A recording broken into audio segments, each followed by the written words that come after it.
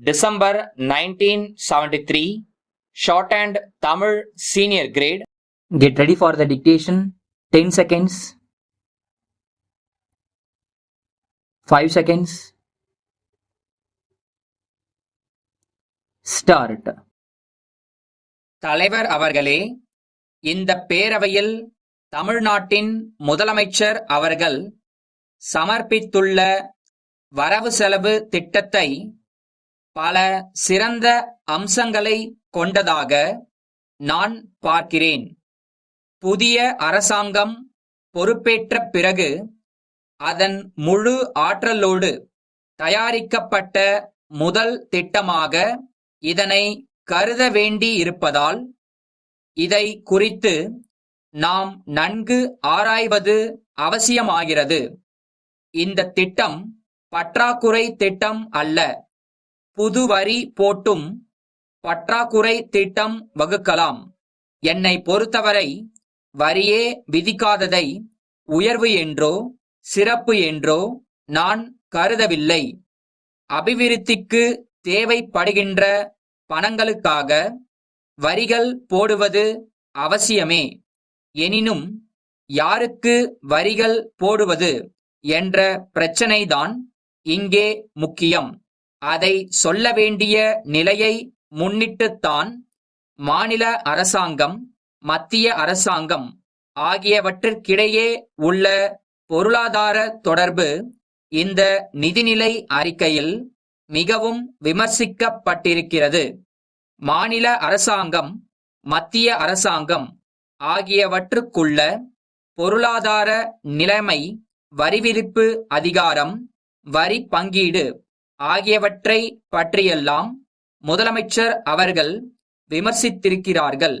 இனிமேல் வரி விதிப்பதற்கில்லை என்ற உண்மையினை உணர்ந்து வரி போடுவதை தவிர்த்திருக்கிறார்கள். அதற்காக முதலமைச்சரை பெரிதும் பாராட்ட கடமைப்பட்டிருக்கிறேன். நம்முடைய பொருளாதாரத்தை முறைப்படுத்தி காட்டி மக்கள் மீது தாங்க முடியாத அளவுக்கு வரிகள் போடுவதை தவிர்த்து தாங்கக்கூடியவர்கள் மீது வரிகள் விதிக்க இந்த அரசுக்கு எந்த அதிகாரமும் இல்லை என்பதை அனுதாபமான நிலையில் அடக்கத்தோடு பண்பு கலந்த வார்த்தையிலே எடுத்து சொல்லி இருக்கும் முதலமைச்சர் அவர்களை நான் பாராட்டுகிறேன். அடுத்து, இலங்கை அகதிகள் பற்றிய பிரச்சனை மிக வருந்தத்தக்கதாகும். சிங்களத்தையும் சேர்த்து ஆண்ட தமிழ் மரபினர் இன்று கடலில் தூக்கி எறியப்பட்டு தமிழகம் வருகின்றார்கள். இதை நினைக்கின்றபோது மனம் கொஞ்சம் சங்கடம் அடையத்தான் செய்கிறது. சென்ற ஆண்டு வரை பர்மா அகதிகள் இங்கு வந்தார்கள். இந்த ஆண்டு இலங்கையிலிருந்து அகதிகள் வர இருக்கிறார்கள். இனிமேல் வந்து கொண்டே இருப்பார்கள். இந்த அகதிகள் பிரச்சனையில் மத்திய அரசு இன்னும் கொஞ்சம் பொறுப்போடு, கடமை உணர்ச்சியோடு நடந்து கொண்டிருந்தால் இந்த சிக்கல் தோன்றி இருக்காது. இது சர்வதேச பிரச்சனை. தாயகம் திரும்பும் அகதிகளை குடியேற்றுவதற்கும் அவர்களுக்கு புனர் வாழ்வு அளிப்பதற்கான வழிவகையினை காண்பதற்கும் மாநில அரசு வழிவகை செய்திருப்பதை எல்லோரும் பாராட்டி இருக்கிறார்கள். இலங்கையிலிருந்து லட்சக்கணக்கான குடும்பங்கள் வர இருக்கின்றன.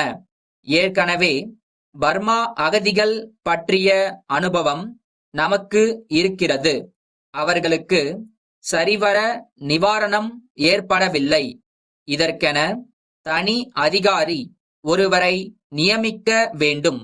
மற்ற அதிகாரிகளிடம் பொறுப்பை ஒப்படைக்காமல் ஒரு தனி துறையை ஏற்படுத்தி தனி அதிகாரியின் கீழ் அத்தகைய பொறுப்பினை ஒப்படைத்தால் அகதிகளுக்கு நல்ல முறையில் நிவாரணம் அளிக்க இயலும்.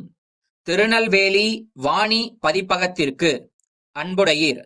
எங்கள் நிறுவனத்தின் பிரதிநிதி உங்களை அண்மையில் சந்தித்து நம் இரு நிறுவனங்களுக்கிடையே புத்தகங்களை பரிவர்த்தனை செய்து கொள்வது குறித்து கலந்துரையாடியதை நினைவூட்ட விரும்புகிறோம்.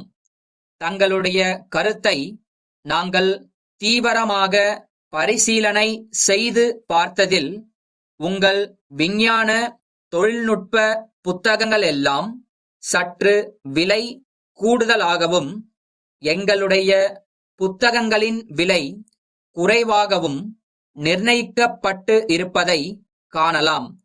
200 பக்கங்களுக்கு தாங்கள் 15 ரூபாய் விலை நிர்ணயித்திருக்கும் போது நாங்கள் 400 பக்கங்களுக்கு 25 ரூபாய்தான் விலை வைத்துள்ளோம். இருதரப்பு புத்தக ஆசிரியர்களும் சமமான புகழ் வாய்ந்தவர்களே இருந்தும் உங்கள் நூல்களுக்கு குறிப்பிட்டுள்ள விலை சற்று கூடுதலாக இருப்பதால் அதனை விரைவாக விற்பது கடினம் என்று தோன்றுகிறது. ஆகவே இதனை பற்றி தாங்கள் ஆலோசித்து தகவல் அளிப்பீர்களேயானால் சிறந்த ஒரு முடிவுக்கு வர இயலும்.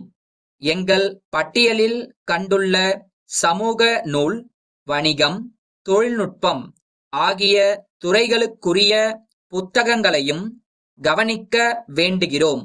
ஆதரவை நாடும் தங்கள் அன்புள்ள பாரதி பதிப்பகம்.